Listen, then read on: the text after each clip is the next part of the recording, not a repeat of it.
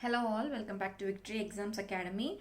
நம்ம free Tamil test பேட்ச்க்கான video sessions வந்து பார்த்துட்ருக்கோம். அந்த வகையில் இன்றைக்கி பார்க்க போகிறது வந்து ஸ்டாண்டர்ட் 8ல் கவர் ஆகக்கூடிய 9th இயலும், அதே போல் வந்து 9th ஸ்டாண்டர்டில் கவர் ஆகக்கூடிய ஃபஸ்ட்டும் செகண்ட் இயல், இந்த 3 இயலும் இன்றைக்கி நம்ம பார்க்க போகிறோம். கிட்டத்தட்ட ஒரு 75 கொஷின்ஸ் வந்து இந்த வீடியோவில் நம்ம பார்க்க போகிறோம் வித் ஆன்சரோட. ஆக்சுவலி ஏன் வந்து இந்த 3 அப்படின்னு பார்த்தோன்னா, நம்ம வந்து 5th அன்னைக்கு ஷெடியூலில் கொடுத்துருந்த ஒரே ஒரு இயல் மட்டும் 8th 9th இயல் மட்டும் கொடுத்துருந்தோம். ஸோ இதில் ஒரு இயல் மட்டும் ஒரு நாளைக்கு எதுக்கு டெஸ்ட்டு அப்படிங்கிறனால இந்த ஒரு இயலையும் அடுத்த 9th சேர்த்தாச்சு. ஸோ அதனால் ஏற்கனவே சொன்ன மாதிரி 7ஆம் தேதி அன்னைக்கு 9th 2 இயலும், அதே போல் 8th இருக்கக்கூடிய கடைசி இயலும் சொல்லியிருந்தோம். ஸோ அந்த வீடியோவோட கொஷின்ஸ் தான் வந்து இன்றைக்கி நம்ம பார்க்க போகிறோம். First question. ஸோ இதோட நீடியில் we are moving in to the first question. First question, திருமாலை வழிபடச் செல்ல பிற பெண்களை எழுப்புவதற்காக ஆண்டாள் பாடிய நூல் எது?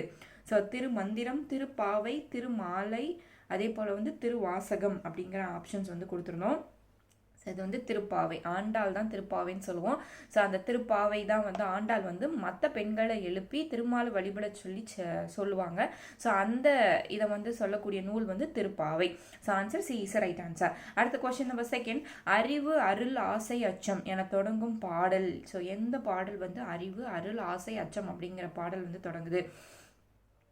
உயிர்குணங்கள் அப்படிங்கிற செயலில் தொடங்குதா, இல்லை வந்து இளைய தோழனுக்கா, இல்லை திருமந்திரமா, இல்லை புவியில் ஓர் உலகமா அப்படின்னு கேட்டிருந்தோம். ஸோ இது வந்து உயிர்குணங்கள் தான் வந்து இதோட answer. So option A is right answer. அறிவு அருள் ஆசை அச்சம் இது எல்லாமே நம்மளோட ஒரு குணம், சரிங்களா? ஸோ அப்போ வந்து உயிர்குணங்கள். அடுத்தது கொஸ்டின் நம்பர் 3, இகல் என்பதன் பொருள் என்ன? அதுக்கு ஆப்ஷன்ஸ் வந்து சோர்வு, பொறாமை, பகை, புகழ் அப்படின்னு கொடுத்துருந்தோம். ஸோ இதோட ஆன்சர் வந்து உங்களுக்கு சி இஸ் ரைட் ஆன்சர். இகல் அப்படின்னா பகை அப்படின்னு அர்த்தம். அடுத்து, திருவெம்பாவையின் ஆசிரியர் யாரு? அப்பர், சம்பந்தர், திருமூலர், மாணிக்க வாசகர். ஸோ திருவெம்பா அப்படின்னாலே அது வந்து மாணிக்க வாசகர். ஸோ ஆன்சர் வந்து டி இஸ் ரைட் ஆன்சர். திருவெம்பாவையின் ஆசிரியர் வந்து மாணிக்க வாசகர். ஸோ இதெல்லாமே நீங்கள் அடிஷ்னலாக பார்க்க வேண்டிய கொஷின்ஸ். ஸோ திருவெம்பாவை அப்படிங்கிறதோட ஆசிரியர் மாணிக்க வாசகர். அடுத்த கொஸ்டின் நம்பர் 5, திருப்பாவையை தழுவி எழுதப்பட்ட நூல் எது? ஸோ பறவையா, கன்னிப்பாவையா, இல்லை திருப்பாவையா அப்படின்னு கேட்டோம். திருப்பாவை அப்படிங்கிற அந்த நூலை தழுவி எழுதப்பட்ட நூல் வந்து எது அப்படின்னு பார்த்தோம்னா, so B is right answer, கன்னிப்பாவை. அடுத்தது கொஸ்டின் நம்பர் 6, இளைய தோழன் என்னும் நூலின் ஆசிரியர் யாரு? பாரதி, கண்ணதாசன், மு மேத்தா, இறையரசன் அப்படின்னு கேட்டிருந்தோம். ஸோ ஆன்சர் வந்து உங்களுக்கு 6th கொஸ்டினுக்கு பார்த்தீங்கன்னா மு மேத்தா தான் வந்து இளைய தோழன் என்னும் நூலின் ஆசிரியர். ஸோ இந்த கொஷின்ஸ்லாம் வந்து உங்களுக்கு ஓல்ட் புக் கொஷின்ஸ். ஸோ நீங்கள் போட்டு கன்ஃபியூஸ் பண்ணிக்க வேண்டாம். அடுத்து, சேசுராசா என்னும் இயற்பெயர் பெற்றவர் யார்? இறையரசன், முகமத் மேத்தா, மு மேத்தா, இனியன், திருமூலர் அப்படின்னு கேட்டிருந்தோம். ஸோ இதோட ஆன்சர் வந்து option A is right answer, Iraiyarasan. So இவங்கெல்லாம் எதில் வராங்க அப்படின்னு பார்த்தோம் அப்படின்னா, இப்போ நம்ம ஏற்கனவே பார்த்தோம் இல்லையா, திருப்பாவை தழுவி எழுதப்பட்ட நூல் வந்து கன்னிப்பாவை அப்படின்னு பார்த்தோம். இப்போ இந்த கன்னிப்பாவையின் ஆசிரியர் தான் வந்து இறையரசன், சரிங்களா? திருப்பாவையை தழுவி எழுதப்பட்ட நூல் வந்து கன்னிப்பாவை, கன்னிப்பாவையின் ஆசிரியர் இறையரசன், இறையரசனின் இயற்பெயர் வந்து சேசுராசா. அதெல்லாம் வந்து நீங்கள் பக்கத்துலேயே வந்து புக்லேயே நோட்ஸ் எடுத்து வச்சுக்கோங்க, நீங்கள் நியூ புக்ஸ் மட்டும் இப்போ படிக்கிறவங்களா இருந்தால். ஸோ அடுத்து நம்ம ஓல்ட் புக் ரிவிஷன் போகும்போது இது உங்களுக்கு ஈஸியாக இருக்கும். அடுத்து, வானம்பாடி இயக்க கவிஞர் என்று அழைக்கப்படுபவர் யார்? இறையரசன், மு மேத்தா, கண்ணதாசன், பாரதியார் அப்படின்னு கொடுத்துருந்தோம். ஸோ 8th கொஸ்டினோட ஆன்சர் வந்து answer B is right answer. So வானம்பாடி இயக்க கவிஞர் என்று அழைக்கப்படுபவர் மு மேத்தா. அடுத்து, மு மேத்தாவின் நூலான ஆகாயத்துக்கு அடுத்த வீடு எந்த விருது பெற்றது? நோபல் பரிசு, சிறந்த நாவல் விருது, சாகித்ய அகாடமி விருது பெற்றதா அப்படின்னு கேட்டிருந்தோம். So option C is right answer. So ஆகாயத்துக்கு அடுத்த வீடு அப்படிங்கிற அவரோட நூல் வந்து சாகித்ய அகாடமி விருது பெற்றது. So option C is right answer. அடுத்து, விடுதலை பெற்ற இந்தியாவின் முதல் சட்ட அமைச்சர். விடுதலை பெற்ற இந்தியாவோட, அதாவது இண்டிபெண்டன்ஸுக்கு அப்புறம் முதல் சட்ட அமைச்சராக இருந்தது யார்? அம்பேத்கர், ஈவேரா, நேரு, காந்தி அப்படின்னு பார்த்தோம். ஸோ இது வந்து Ambedkar. So option A is right answer. அடுத்து, அம்பேத்கர் பிறந்த ஆண்டு. ஸோ எந்த ஆண்டு அம்பேத்கர் பிறந்தார் அப்படின்னு பார்த்தா, ஸோ 1891 வந்து பிறந்திருப்பாரு. எந்த டேட்டுங்கிறதையும் நீங்கள் மென்ஷன் பண்ணி வச்சுக்கோங்க பக்கத்தில். ஸோ ஏப்ரல் 14, 1891 தான் அம்பேத்கரோட பிறப்பு இருந்திருக்கும். ஸோ பிறந்த ஆண்டு அப்படின்னு சொல்லலாம்.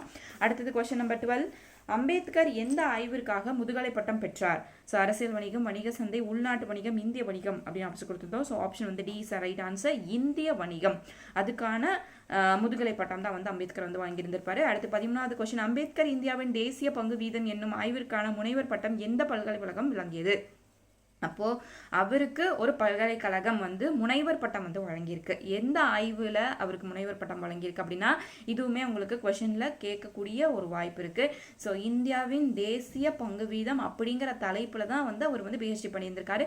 ஸோ அதுக்காக முனைவர் பட்டம் வந்து எந்த பல்கலைக்கழகம் வழங்கியது அப்படின்னு பார்த்தா கொலம்பியாவா, காமராஜர் பல்கலைக்கழகமா, அன்னை தெரசா பல்கலைக்கழகமா, அறிஞர் அண்ணா பல்கலைக்கழகமா அப்படின்னு கேட்டிருந்தோம். ஸோ இது வந்து option D is right answer. Columbia பல்கலைக்கழகம் தான் வந்து அவருக்கு முனைவர் பட்டம் வந்து வழங்கியிருக்கும். அடுத்த கொஸ்டின் நம்பர் 14, எந்த ஆண்டில் ரூபாய் பற்றிய பிரச்சனை என்னும் ஆய்வுக்கான முனைவர் பட்டம் பெற்றார்?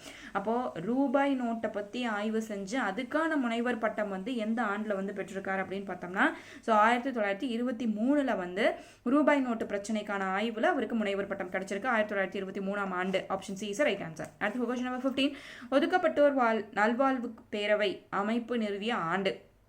ஸோ ஒதுக்கப்பட்டவர்களுக்கான நல்வாழ்வு பேரவை வந்து எந்த ஆண்டு அம்பேத்கரால் நிறுவப்பட்டது அப்படின்னு பார்த்தா 1930, 1924, 23, 20 அப்படின்னு கேட்டிருந்தோம். So option B is right answer. 1924. அப்போ இது ரெண்டையும் நாங்கள் ஈஸியாக ஞாபகம் வச்சுக்கலாம்.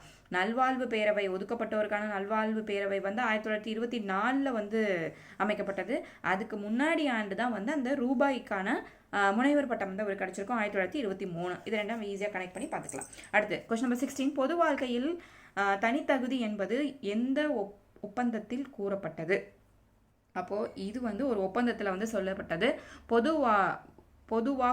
பொது வாக்கெடுப்பில் தனித்தொகுதி அப்படிங்கிறது வேணும் அப்படிங்கிறது எந்த ஒப்பந்தத்தின் போது அந்த சட்டம்னு வச்சுக்கலாம், இல்லை வந்து அந்த தகுதி அப்படின்னு வச்சுக்கலாம், இல்லை அந்த இது வந்து எந்த இதில் வந்து சொல்லியிருக்காங்க, எந்த ஒப்பந்தத்தில் வந்து இந்த வாக்கெடுப்பில் வந்து நம்மளுக்கு தனி தொகுதி வந்து அறிவிக்கப்பட வேண்டும் அப்படிங்கிறதெல்லாம் வந்து எதில் வந்து சொல்லியிருக்காங்க அப்படின்னு பார்த்தோம் அப்படின்னா சேர்ந்த ஒப்பந்தம், காங்கோ ஒப்பந்தமா, சிந்து ஒப்பந்தமா, இல்லை பூனா ஒப்பந்தமா, இல்லை மங்கோலியா ஒப்பந்தமா அப்படின்னு சொல்லி கேட்டிருந்தோம். ஸோ ஆப்ஷன்ஸ் வந்து C is right answer. So Poona ஒப்பந்தத்தில் தான் வந்து பொது வாக்கெடுப்பில், அதாவது வாக்கெடுப்பின் போது நம்ம எலெக்ஷன் ப்ராசஸில் வந்து தனித்தொகுதிங்கிறது வேணும் அப்படிங்கிறது வந்து இந்த பூனா ஒப்பந்தத்தில் தான் வந்து அது வந்து சொல்லப்பட்டிருக்கு. அடுத்த கொஸ்டின் நம்பர் 17, 1990 அம்பேத்கருக்கு வழங்கிய விருது எது? ஸோ 90 அம்பேத்கருக்கு என்ன விருது வழங்கியிருக்காங்க அப்படின்னு பார்த்தா பாரத் ரத்னா விருது வழங்கப்பட்டது. 1990களில் பாரத் ரத்னா விருது அம்பேத்கருக்கு வழங்கப்பட்டது. அடுத்த கொஸ்டின் நம்பர் 18, அம்பேத்கர் எங்கு நடந்த புத்த சமய மாநாட்டில் கலந்து கொண்டார்? ஸோ அம்பேத்கர் வந்து புத்த சமய மாநாட்டில் ஒன்று பங்கேற்றிருப்பாரு. அந்த புத்த சமய மாநாடு எந்த இடத்துல நடந்தது அப்படின்னு பார்த்தோம்னா இலங்கையில் வந்து நடந்திருக்கும். So option D is right answer. So Ambedkar இலங்கையில் நடந்த புத்த சமய மாநாட்டில் வந்து கலந்திருப்பார். அடுத்தவர் வாழ்வை கண்டு டாஸ் கொள்ளக்கூடாது, உவகை, நிறை, அழுக்காறு, இன்பம். ஸோ இதுக்கு ஆப்ஷன் வந்து உங்களுக்கு ஸோ ஆப்ஷன் 19க்கு சி அழுக்காறு. ஸோ அடுத்தவர் வாழ்க்கையை கண்டு அழுக்காறு கொள்ளக்கூடாது. சரிங்களா? அழுக்காறுனா பொறாமைன்னு அர்த்தம். ஸோ பொறாமை கொள்ளக்கூடாது. கொஸ்டின் நம்பர் 20, இரட்டுற மொழிதல் அணியின் வேறு பெயர் என்ன? ஸோ இரட்டுற மொழிதல் அணியின் வேறு பெயர் பெரிது மொழிதலா, இயல்பு நவிர்ச்சியா, இரட்டுற மொழிதல், உயர்வு நவிர்ச்சி, அதே போல் ஸ்லேடை அப்படின்னு கேட்டிருந்தோம். ஸோ ஆப்ஷன் இதுக்கு வந்து ஈஸ் ரைட் ஆன்சர். இரட்டுற மொழிதல் அணியின் வேறு பெயர் ஸ்லேடை என்று அழைப்போம். ஸோ அடுத்த கொஸ்டின் நம்பர் 21. ஸோ இதோட வந்து உங்களுக்கு 8th வந்து முடியுது. அடுத்தது வந்து நம்ம 9th பார்க்க போகிறோம். ஸோ 9th ஃப்ரெஷ்ஷாக எடுத்திருக்கோம். So 9th standard and 10th ஸ்டாண்டர்டை நீங்கள் தரவாக பண்ணிக்கணும். ஸோ இது ரெண்டில் இருந்து உங்களுக்கு 60% 60 to 70% ஆஃப் கொஷின்ஸ் வந்து உங்களுக்கு அதிலிருந்து தான் வரும். ஸோ 9th and 10th ரொம்ப ரொம்ப ரொம்ப இம்பார்ட்டண்ட். அது ரொம்ப தரவு பண்ணிக்கணும். ஸோ கொஷின்ஸ் வந்து எப்படி வேணாலும் ட்விஸ்ட் பண்ணி கேட்கலாம், எவ்வளோ டெப்த்தாக வேணாலும் கேட்கலாம். அதை நீங்கள் வந்து தெளிவாக பார்த்து படித்து வச்சுக்கோங்க. So question number 21, 9th standard first இயரில் சைகையோடு சேர்ந்து பொருள் உணர்த்திய ஒளி காலப்போக்கில் என்னவாக அழைக்கப்பட்டது, இல்லை என்னவாக வளர்ந்தது அப்படின்னு கேட்கலாம். ஸோ ஃபஸ்ட்டு நம்ம சைகைகளை பயன்படுத்தணும் இல்லையா? ஸோ அந்த சைகைகளோடு சேர்ந்து பொருள் உணர்த்திய ஒரு ஒளி. ஸோ இப்போ ஒரு ஒளி எழுப்புவாங்க, அதே நேரத்தில் வந்து ஒரு சைகை அந்த நேரத்தில் இது பண்ணுவாங்க. அப்போ இதுதான் காலப்போக்கில் என்னவா வளர்ந்தது அப்படின்னு சொல்லி கேட்குறோம். ஸோ அது வந்து மொழியாக வளர்ந்தது. ஒரு மொழி வந்து பேசுகிறோம் அப்படின்னா அதுக்கு ஒரு சைகையும், அதாவது ஒரு ஆக்ஷனும் இருக்கணும். ஒரு பாடி ஆக்ஷனாக இருக்கலாம், இல்லை எதுனால ஒரு ஆக்ஷன் அதோட ஒரு சவுண்ட் இருந்துச்சுன்னா அதுதான் நம்ம மொழின்னு சொல்லுவோம். காலப்போக்கில் அது மொழியாக வளர்ந்தது. So option B is right answer. அடுத்த கொஸ்டின் நம்பர் 22, இந்திய நாடு மொழிகளின் காட்சி சாலை என்று கூறியவர் யார்? ஸோ இப்போ இந்திய நாடு மொழிகளின் காட்சி சாலை என்று கூறியவர் வந்து option D is right answer, Agathiya Lingam. அடுத்த கொஸ்டின் நம்பர் 23. தமிழ் என்னும் சொல்லில்தான் திராவிடன் என்னும் சொல் பிறந்தது என்று கூறியவர் ஈரஸ் பாதிரியாரா, டாக்டர் மூவியா, குமரேல பட்டரா, அகத்தியலிங்கம் அப்படின்னு கேட்டிருந்தோம். So answer A is right answer, Heras பாதிரியார். ஸோ இவர் தான் தமிழ் என்னும் சொல்லிலிருந்து தான் திராவிடன் என்னும் சொல் பிறந்தது என்று கூறியவர் ஹீரஸ் பாதிரியார். அடுத்து பேராசிரியர் பா பிராஸ் கிரீம் முதலானோர் மொழியில் ஆய்வுகளை மேற்கொண்ட ஆண்டு. ஸோ இந்த பேராசிரியர்களெல்லாம் வந்து நம்ம மொழியில் வந்து ஆய்வுகள் மேற்கொண்ட ஆண்டு வந்து எந்த ஆண்டு அப்படின்னு சொல்லி கேட்டிருந்தோம். ஸோ அது 1815. ஸோ 15 தான் வந்து அவங்க அந்த ஆய்வுகளை வந்து மொழியியல் ஆய்வு வந்து மேற்கொண்டிருப்பாங்க. அடுத்து 25வது கொஷின். தமிழ், தெலுங்கு, மலையாளம், கன்னடம் ஒரே இனமாக கருதி தென்னிந்திய மொழிகள் என பெயரிட்டவர் யார்? இதெல்லாம் ஒரே இனம் அப்படின்னு சொல்லி கருதி அதுக்கு தென்னிந்திய மொழிகள் அப்படிங்கிற பெயரிட்டவர் யார் அப்படின்னு பார்த்தா Francis Ellis. So Francis Ellis தான் வந்து என்ன பண்ணியிருந்திருப்பாரு, இதெல்லாம் ஒரே இனம் அப்படின்னு சொல்லி அதுக்கு பெயரிட்டிருப்பாரு. திராவிட மொழிகள் தற்போது எத்தனை உள்ளது? ஸோ இது ஈஸியான கொஷின். 28. மொத்தம் திராவிட மொழிகள் 28. மொழி குடும்பத்தில் 28 மொழி பாக்ஸ்லேயே கொடுத்துருப்பாங்க. அந்த மொழி குடும்பத்தில் மொத்தம் இருக்கக்கூடியது 28. அடுத்து சொற்களின் முக்கிய பகுதியான வேர்ச்சொல் என்பது டாஸ் எனப்படும். அந்த வேர்ச்சொல்லை நம்ம என்னன்னு சொல்கிறோம்? ஸோ வேர்ச்சொல் வந்து முதல் சொல் அப்படின்னு நம்ம சொல்லுவோம். ஸோ வேர்ச்சொல் அப்படின்னாலே அதுதான் வந்து தோன்றணும்.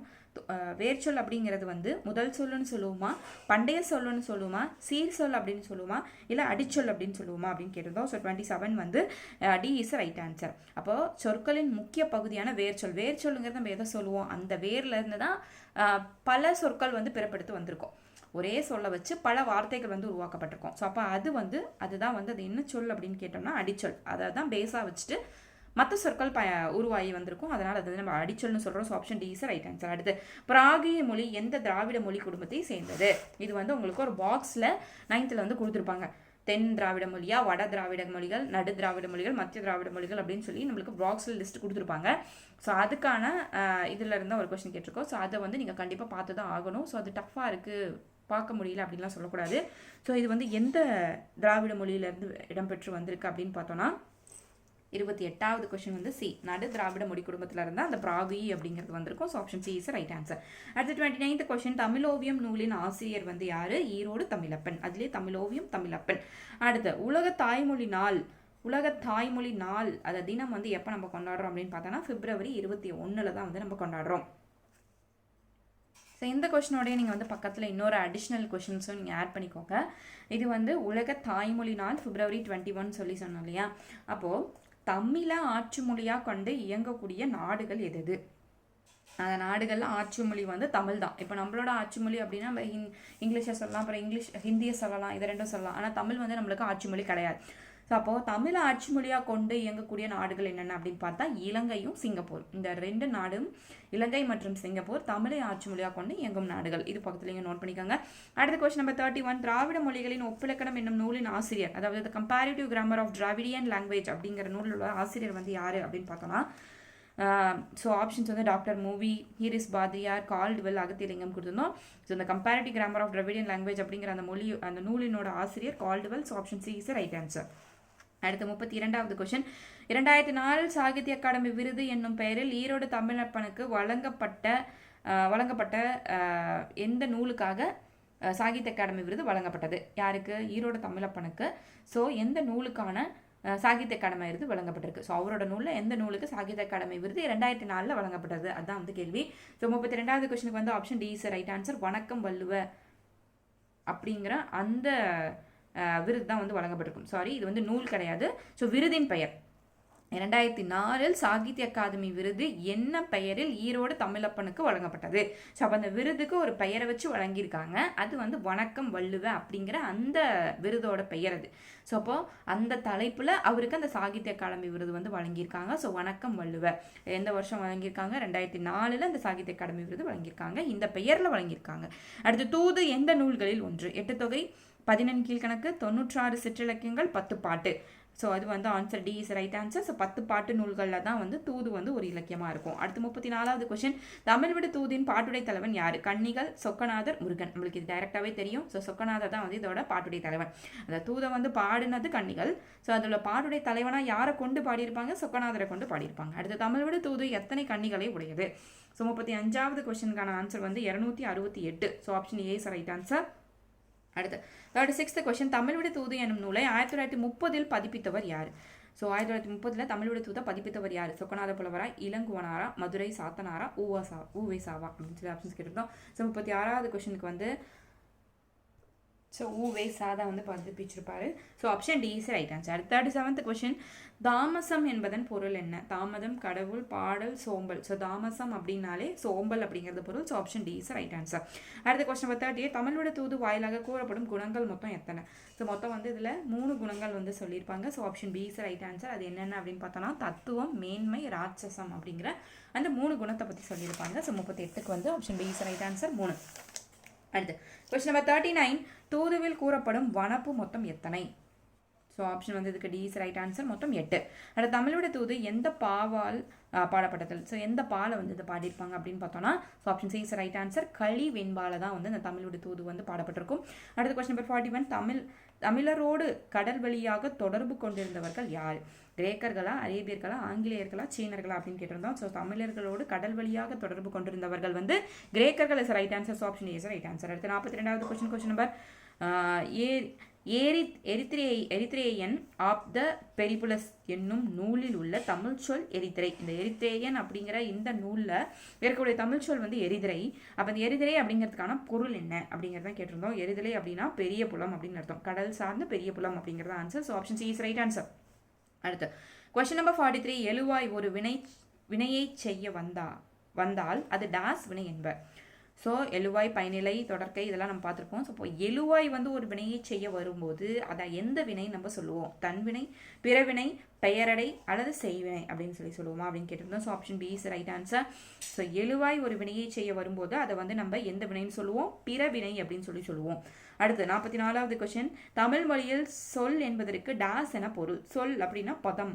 அதுதான் நம்ம வந்து இதில் வந்து என்ன பார்ப்போம்? இந்த பகுபது உறுப்பிலக்கணம்லாம் பார்ப்போம். இந்த சொல் அப்படிங்கிறதுக்கான பொருள் வந்து பதம். அடுத்து பகுதியோடு இடைநிலையும் இடைநிலையோடு விகுதியும் பொருத்தமாக சார்ந்து ஏய வரும் உருபு டாஸ் ஆகும். ஸோ ரெண்டும் ஒன்றா சேர்ந்து அப்போ ஒரு உருபு வந்து உருவாகும். அது என்ன நிலை உருபு அப்படின்னு கேட்டிருந்தோம். ஸோ அது வந்து சாரியை.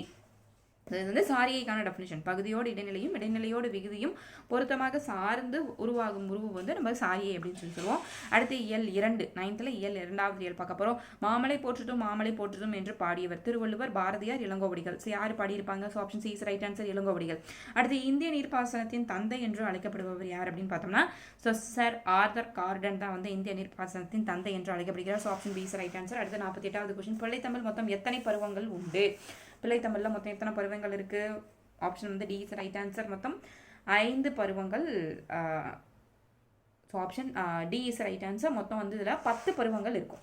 ஸோ பிள்ளைத்தமிழில் 10 பருவங்கள் இருக்கும். அதில் ஒரு பருவம் தான் இந்த நீராடல் பருவம் அப்படின்னு சொல்லக்கூடியது. அந்த நீராடல் பருவம் தான் பிள்ளைத்தமிழில் வந்து அதிகமாக பேசப்பட்டிருக்கு. அடுத்து உலக சுற்றுச்சூழல் நாள் என்று அழைக்கப்படுவது பிப்ரவரி 3, ஜனவரி 5, மார்ச் 10, அதே போல் ஜனவரி 6 அப்படின்னு சொல்லி கேட்டிருந்தோம். ஸோ 49க்கு வந்து ஜனவரி 5 தான் வந்து உலக சுற்றுச்சூழல் நாள்னு சொல்லி நம்ம அழைக்கிறோம். அடுத்து மழை உழவுக்கு உதவுகிறது. விதைத்த விதை 1000 பெருகிறது. மழை உழவுக்கு உதவுகிறது. விதைத்த விதை 1000 பெருகுகிறது என்று கூறியவர் வந்து யாரு அப்படின்னு கேட்டிருந்தோம். திருவள்ளுவர், மாங்குடி மருதனார், ஜான் பென்னி, அதே போல் ஆர்தர் அப்படின்னு சொல்லி கேட்டிருந்தோம். ஸோ 50th கொஸ்டினுக்கான ஆன்சர் வந்து மாங்குடி மருதனார். ஸோ மழை உழவுக்கு உதவுகிறது, விதை 1000 பெறுகிறது என்று கூறியவர் மாங்குடி மருதனார். அடுத்து தெய்வ சிலைகளை குளிக்க வைப்பதை எவ்வாறு கூறுவர்? நீராட்டுவது, நீராபிஷேகம், குளிப்பாட்டுதல், திருமஞ்சனம் ஆடல். ஸோ இது வந்து option D is right answer, திருமஞ்சனம் ஆடல். அடுத்த கொஸ்டின் நம்பர் 52, சனி நீராடு என்பது யாருடைய வாக்கு? சனி நீராடு அப்படிங்கிறது யாருடைய வாக்கு? ஸோ இது நம்மளுக்கு தெரியும். ஸோ 52க்கு வந்து ஆப்ஷன் ஏ ரைட் ஆன்சர், ஔவையாரின் வாக்கு தான் இந்த சனி நீராடு அப்படிங்கிறது. அடுத்த 53rd கொஸ்டின், குள்ள குளிர குடைந்து நீராடி என்கிறவர் யார்? ஸோ ராதரா, ஔவையாரா, திருவள்ளுவரா, ஆண்டாளா அப்படின்னு கேட்டிருந்தோம். So 53 Andal is right answer. குள்ள குளிர நீராடி குடைந்து நீராடி அப்படிங்கிறது ஆண்டாளுடைய சொற்பொழிவு, அவங்களோட வாக்கு. அடுத்த முல்லை பெரியாறு அணையை கட்டியவர் யாரு? ஸோ 54th கொஸ்டின், முல்லை பெரியாறு அணையை கட்டியவர் ஜான் பென்னி குவிக்கு தான் வந்து கட்டியிருப்பாரு. ஸோ 54க்கு வந்து B is right answer. Next 55th question, பல வகைக்கும் பயன்படும் நீர்த்தேக்கம் டாஸ் எனப்படும். கிணறு, கேணி, இளஞ்சி, மருதம். ஸோ இளஞ்சி is right answer. C is right answer. பல வகைக்கும் பயன்படும் நீர்த்தேக்கம் இளஞ்சி எனப்படும். 56th கொஸ்டின், பட்டமரம் என்ற கவிதை யாருடைய நூலில் இடம்பெற்றுள்ளது? சேக்கிலார், தமிழ்வழி, கணியன், பாரதி அப்படின்னு கேட்டிருக்கோம். ஸோ இதோட ஆன்சர் வந்து உங்களுக்கு தமிழ் ஒலி. So option B is right answer, பட்டமரம். அடுத்து, பாரதியாரின் வழித்தோன்றல் மற்றும் பாரதிதாசனின் மாணவர் என்று அழைக்கப்படுபவர் யார்? வாணிதாசன், தாராபாரதி, தமிழ்மொழி, கண்ணதாசன் அப்படின்னு கேட்டிருந்தோம். ஸோ 57th கொஸ்டினுக்கும் தமிழ்வழி is right answer. 57 C is right answer.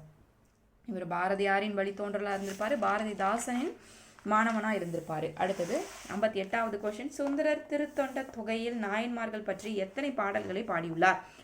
So நாயன்மார்களை பற்றி அவர் பாடிய பாடல்கள் மொத்தம் 11. இதெல்லாம் நீங்கள் வந்து குறித்து வச்சுக்க வேண்டிய கொஸ்டின், இம்பார்ட்டண்டான கொஸ்டின். மொத்தம் எத்தனை பாடல்கள் வந்து இருக்கும் அப்படின்னு பார்த்தோன்னா 11 பாடல்கள் வந்து இருக்கும் அதில். அடுத்த, திருத்தொண்ட புராணம் பெருமையின் காரணமாக எவ்வாறு அழைக்கப்படுகிறது? ஸோ திருத்தொண்ட புராணத்துக்கு இன்னொரு பெயர் வந்து இருக்குது. அது என்ன பெயர்? திருமந்திரமா, திருவாய்மொழியா, தெய்வ புராணமா, பெரிய புராணம்? So option D is right answer, Periya Puranam. இந்த பெரிய புராணத்தோட இன்னொரு பெயர் தான் திருத்தொண்ட புராணம் அப்படின்னு சொல்கிறோம். ஏன் இதனால் இந்த பெரிய புராணம் அப்படிங்கிற பெயர் வந்து வந்துச்சு அப்படின்னா, இதோட சிறப்பு, இதோட பெருமை, இதோட தொன்மையின் காரணமாக இதுக்கு பெரிய புராணம் அப்படிங்கிற இன்னொரு பெயரும் வந்து சூட்டப்பட்டிருக்கு. இப்போ அடுத்தது கொஸ்டின் நம்பர் 60, சுந்தரரை பக்தி சுவை நனி சொட்ட சொட்ட பாடிய கவி வளவ என்று பாராட்டியவர் யாரு? இப்போ சுந்தரரை இந்த ஸ்டேட்மெண்ட்ல பாடியிருக்காங்க, பக்தி சுவை நனி சொட்ட சொட்ட பாடிய கவிஞர். இது வந்து உங்களுக்கு டெட்ல 2017 கேட்டக்கூடிய கொஸ்டின். ஸோ அதில் எப்படி கேட்டிருந்தாங்க அப்படின்னா, பக்தி சுவை நனி சொட்ட சொட்ட பாடிய கவி வளவ அப்படிங்கிற அந்த கூற்று யாரை புகழ்ந்து பாடியிருக்காங்க? இந்த கூற்றில் யார் வந்து புகழ்ந்து பாடப்பட்டிருக்கு? அது பாடியவர் யாருன்னு கேட்கல, யாரை வந்து புகழ்ந்து பாடியிருக்காங்க அப்படின்னு கேட்டிருந்தாங்க. அப்போ வந்து சுந்தரரை வந்து புகழ்ந்து பாடியிருக்காங்க. யார் புகழ்ந்து பாடினவர் அப்படின்னு கேட்டால், ஸோ இது வந்து D is right answer, Meenakshi Sundaranar. So Meenakshi Sundaranar தான் வந்து சுந்தரரை வந்து இந்த மாதிரி பெருமைப்படுத்தி பெருமிதமாக பாடியிருப்பார். அடுத்தது கொஸ்டின் நம்பர் 61, சேக்கிலாரின் இயற்பெயர்? பரிதிமார், திருத்தொண்டர், அதே போல் ராஜேந்திரன், அருண்மொழி தேவர். ஸோ அப்போ 61th கொஸ்டினுக்கு என்ன answer? Arunmozhi Devar is right answer. சேக்கிலாரோட இயற்பெயர் அருண்மொழி தேவர். அடுத்து, பனிமலம் என்பதன் பொருள் என்ன? முத்து, பக்கம், சங்கு, அரிசி. ஸோ 62வது கொஸ்டினுக்கு வந்து option C is right answer. பனிமலம் அப்படின்னாலே சங்கு அப்படிங்கிறது தான் பொருள். அடுத்து, குடபுலவியனார் எந்த மன்னரை புகழ்ந்து பாடியுள்ளார்? ஸோ குடபுலவியனார் வந்து எந்த மன்னரை புகழ்ந்து பாடியிருக்காரு? சேதராதனா, இல்லை ராஜேந்திர சோழனா, பாண்டியன் நெடுஞ்செழியனா, இளநாகனார் அப்படின்னு கேட்டிருந்தோம். ஸோ 63வது கொஸ்டினுக்கு வந்து answer C is right answer, Pandiyan நெடுஞ்செழியனை புகழ்ந்து குடபுலவனார் வந்து பாடியிருப்பார். அடுத்து 64வது கொஸ்டின், பண்டை தமிழர்களின் அரிய வரலாற்று செய்திகள் அடங்கிய பண்பாட்டு கருவூலமாக திகழும் நூல் எது? அகநானூரா, புறநானூரா, கலித்தொகையா, சிலப்பதிகாரமா அப்படின்னு சொல்லி கேட்டிருந்தோம். ஸோ இதுக்கு C is right answer, Kalithogai. So பண்டைய தமிழர்களின் அரிய வரலாற்று செய்திகளை அடங்கிய பண்பாட்டு கருவூலமாக திகழும் நூல் வந்து கலித்தொகை. அடுத்த கொஸ்டின் நம்பர் 65, கந்தவர்களின் இயற்பெயர் என்ன? கந்தவனின் இயற்பெயர் வந்து சுந்தரலிங்கமா, முத்துக்குமாரனா, நாகலிங்கமா, வேதமா அப்படின்னு கேட்டிருந்தோம். So option C is right answer, Nagalingam. கந்தவனின் இயற்பெயர் நாகலிங்கம். அடுத்த கொஸ்டின் நம்பர் 66, நாளும் கிழமையும் நவிந்தோருக்கு இல்லை, ஞாயிற்றுக்கிழமையும் பெண்களுக்கு இல்லை அப்படின்ட்டு புகழ் பெற்றவர் வந்து யார்? அது பாடியவர் யார் அப்படின்னா, ஸோ கந்தர்வன் தான் பாடியிருப்பாரு. நாளும் கிழமையும் நவிந்தோருக்கு இல்லை, ஞாயிற்றுக்கிழமை பெண்களுக்கு இல்லை. ஸோ வந்து Gandharvan. Option A right answer. அடுத்து, வினா எத்தனை வகைப்படும்? ஸோ வினாவின் வகை என்னென்ன? ஸோ 67 பார்த்தோம்னா ஏ இஸ் ரைட் ஆன்சர். ஸோ 2 வகை. வினா எத்தனை வகைப்படும்? 2 வகைப்படும். அடுத்து 68வது கொஸ்டின், கல்லணைக்கு கிரானைட் அணைக்கட் என்று பெயர் சூட்டியவர் யாரு? ஸோ கல்லணைக்கு கிரானைட் அணைக்கட் என்று பெயர் சூட்டியவர் யாரு? கரிகால சோழனா, ஜான் பென்னிகா, லாசரஸா, ஆர்தர் கார்டனா அப்படின்னு கேட்டிருந்தோம். ஸோ 68வது கொஸ்டின் வந்து Arthur Cotton is right answer. கல்லணைக்கு கிரானைட் அணைக்கட்டு என்று பெயரிட்டவர் ஆர்தர் கார்டன். அடுத்து, மிசை என்பதன் எதிர்ச்சொல் என்ன? மிசை அப்படிங்கிறதுக்கான எதிர்ச்சொல் 69வதுக்கு ஏ இஸ் ரைட் ஆன்சர். மிசை அப்படின்னா கீழே அப்படிங்கிறது தான் அதோட எதிர்ச்சொல். அடுத்து, நாளிகேரம் என்பது பனை, வாழை, தென்னை, புயல். ஸோ நாளிகேரம் அப்படிங்கிறது தென்னை அப்படிங்கிறது தான் இஸ் ரைட் ஆன்சர். ஸோ நாளிகேரம் அப்படின்னா தென்னை. அடுத்து, கொம்பன் சிறுகதை நூலின் ஆசிரியர் யார்? ஜெயகாந்தன், நாகலிங்கம், கந்தசாமி. ஸோ கொம்பன் சிறுகதை நூலின் ஆசிரியர் வந்து 71க்கு B is right answer, Nagalingam. அடுத்து 72வது கொஸ்டின், சரியான பகுபதத்தை பிரித்து எழுதுக. ஸோ இதில் வந்து பார்த்தோம் அப்படின்னா ஆப்ஷன் வந்து டி இஸ் ரைட் ஆன்சராக வரும். ஸோ 72க்கு ஏன்னா நிறு கூட்டல் இத்து கூட்டல் தல் அப்படிங்கிறது ரைட் ஆன்சர். அடுத்து 73வது, கந்தர்வன் ஆற்றிய பணி என்ன? கருவூல கணக்கு அலுவலர், பத்திரிகையாளர், எழுத்தாளர், ஆசிரியர். ஸோ கந்தர்வன் ஆற்றிய பணி வந்து ஆப்ஷன் ஏ ரைட் ஆன்சர், கருவூல கணக்கு அலுவலர். அடுத்து 74வது கொஸ்டின், மொட்டைக்கலையோடு தினம் பெரும் மூச்சு விடும் மரமே என தொடங்கும் பாடல் உள்ள செய்யுள். ஸோ இந்த பாடல் வந்து எந்த செய்யுள் இடம்பெற்றிருக்கு? கவின்மிகு கப்பலா, பெரிய புராணமா, பட்டமரமா, தனிமரமா அப்படின்னு கேட்டிருக்கோம். நம்மளுக்கு ப்ரிஸ்கிரைப்டு சிலபஸ் வந்து இதில் பட்டமரம் தான். அப்போ மொட்டை கிளையோடு நின்று தினம் பெருமூச்சு விடும் மரம் அப்படின்னா அது வந்து பட்டமரத்தில் இருந்தால் எடுக்கப்பட்டிருக்கு. அடுத்து தமிழ் ஒலி பிறந்த மாவட்டம் மதுரை, சென்னை, சிவகங்கை, புதுவை. ஸோ தமிழ் ஒலி எந்த மாவட்டத்தில் பிறந்திருப்பார் அப்படின்னு பார்த்தோன்னா புதுவையில் தான் பிறந்திருப்பார். So option D is right answer. இதோட வந்து உங்களுக்கு 75 கொஷின்ஸ், அதாவது 9th வந்து இயல் 1, 2, அதே போல் 8th வந்து உங்களுக்கு கடைசி இயல் 8th வந்து முடிஞ்சிச்சு. 9th இப்போ தான் ஸ்டார்ட் பண்ணியிருக்கோம். ஸோ 1, 2 முடிஞ்சிருச்சு. அடுத்தது வந்து உங்களுக்கு ஆஸ்பேர் நம்ம ஷெடியூலில் வந்து சென்ட் பண்ணியிருந்திருப்போம் இல்லையா PDF. ஸோ அந்த ஷெடியூலில் இருக்கக்கூடிய அடுத்து 9th அடுத்து 2 இயல், 3வது இயல், 4வது இயல் வந்து உங்களுக்கு டெஸ்ட் நம்பர் 17 வந்து உங்களுக்கு 9ஆம் தேதி வந்து உங்களுக்கு கொஷின்ஸ் வந்து வீடியோஸ் வந்து அப்லோட் ஆகும். நிறைய பேர் கேட்டிருந்தீங்க ஏன் மேம் PDF வந்து சென்ட் பண்ணுறது இல்லை அப்படின்னு சொல்லி கேட்டிருந்தீங்க டெலிகிராமில். ஸோ ஏன் சென்ட் பண்ணுறது அப்படி இல்லைனா வீடியோவோட மூவிங் வந்து சரியாக போகிறதில்ல. ஸோ டெஸ்ட் பேட்சில் இருக்கக்கூடிய எல்லாருமே வந்து அதை பார்க்குறது இல்லை. ஸோ எல்லாருமே கேட்டிருக்கீங்க அதை வந்து சென்ட் பண்ணுங்கள் அப்படின்னு சொல்லிட்டு. ஸோ ஃபர்தராக வந்து 9th வீடியோஸ் வந்து போஸ்ட் பண்ணுறோம். ஸோ இன்றைக்குமே அதோட வீடியோஸ் வந்து போஸ்ட் பண்ணுவோம்.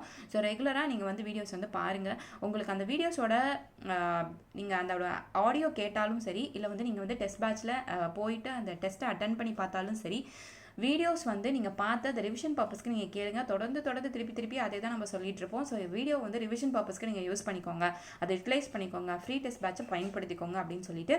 ஸோ அதை நீங்கள் தொடர்ந்து செய்யுங்க. கண்டினியூட்டியாக உங்களோட ஒர்க்கை வந்து நீங்கள் ஸ்டடியாக கொண்டு போங்க. அப்போ தான் அதோட ரிசல்ட் வந்து நம்மளுக்கு கிடைக்கும். ஸோ அதை வந்து நீங்கள் வந்து அப்படியே ஸ்டாப் பண்ணிடக்கூடாது. 6th இப்போ ஆரம்பிச்சிட்டோம் அப்படின்னா அது 12th முடிச்சுட்டு அதுக்கப்புறம் நீங்கள் கொஞ்சம் ரெஸ்ட் எடுத்துக்கணுமே தவிர இடைப்பட்ட காலங்களில் நீங்கள் வந்து ஓய்வு அப்படிங்கிறத நீங்கள் வந்து எடுக்கக்கூடாது. அப்போ நீங்கள் வந்து அதை படிக்காமல் ஆரம்பிக்காமலே இருக்கணும். அப்போ எப்போ நீங்கள் ஆரம்பிக்கிறீங்களோ தொடர்ந்து அந்த வேலையை முடித்ததுக்கு அப்புறம் தான் அதோட ஓய்வு வந்து உங்களுக்கு இருக்கணும். இடைப்பட்ட காலங்களில் அந்த பாடத்தை வந்து நம்ம தேக்கி வச்சிடக்கூடாது, நடுவில் கொஞ்சம் கேப் விட்டும் நம்ம படிச்சிடக்கூடாது. அந்த தொடர்ந்து நம்ம அந்த தொடர்ச்சியாக படிக்கும்போது தான் அதோட நினைவுகள் வந்து நம்மளோட ஞாபகத்தில் வந்து இருக்கும். ஸோ அதுக்காக தான் சொல்கிறது. ஸோ தொடர்ந்து இதை 1 மாதத்தில் நீங்கள் முடிச்சிடலாம். அடுத்தது வந்து GSக்கான ஸ்டடி பிளான் எல்லாருமே கேட்டிருந்தீங்க ஆஸ்பர் தமிழுக்கு சொன்ன மாதிரி. ஸோ அதுவுமே நம்மளோட சேனலில் போஸ்ட் பண்ணப்படும். ஸோ நீங்கள் நம்ம சேனலில் என்ன சப்ஸ்கிரைப் பண்ண மறக்காமல் சப்ஸ்கிரைப் பண்ணுங்கள். மறக்காமல் வீடியோஸை வந்து பாருங்கள். அதுக்கான லைக்கும் நீங்கள் ஷேர் பண்ணுங்கள். தேங்க்யூ.